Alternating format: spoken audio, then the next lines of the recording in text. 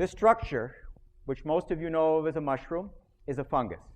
And if we cut the mushroom down the center, and we could take a microscope and look at what the mushroom is made up of, we would find that this stalk and this cap, and indeed most of the fungus, is made up of filaments, hyphae, which are compressed together and which make up this entire structure, which we call a mushroom.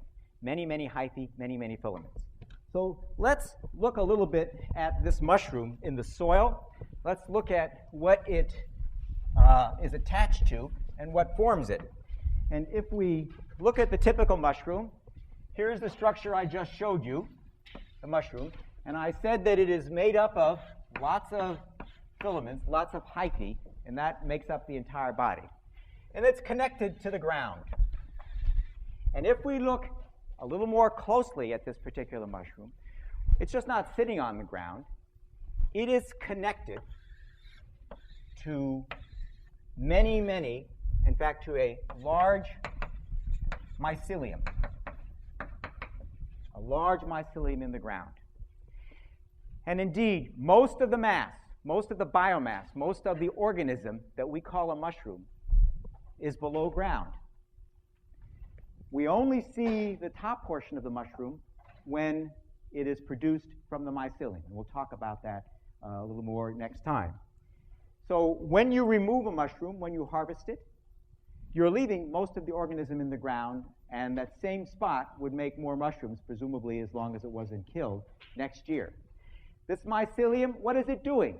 It is sitting in the ground, and it is absorbing, it is secreting enzymes, and it is absorbing nutrients from the soil and transferring those nutrients, presumably up to the structure that we call a mushroom. Now, I want to just introduce you to looking at one of these mycelia under a high, one of these hyphae under a high power. We're going to just take one of these filaments now, and we're looking under high power, and I want to introduce you to a particular point. If we could look at the cells in this particular mycelium, we would find that each cell has a nucleus.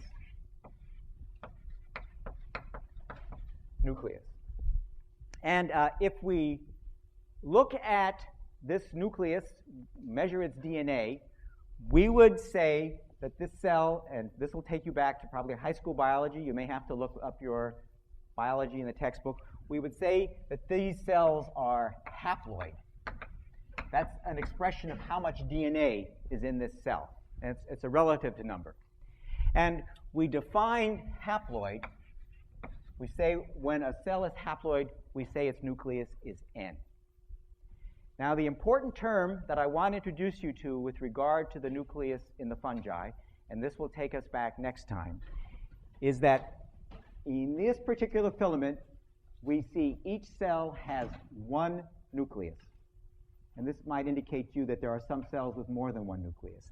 And in this particular state, with one haploid nucleus, we call this a monokaryon. One nucleus, a monokaryon. And next time on Friday, we will continue talking about the life cycle of the fungi, beginning with this monokaryon state.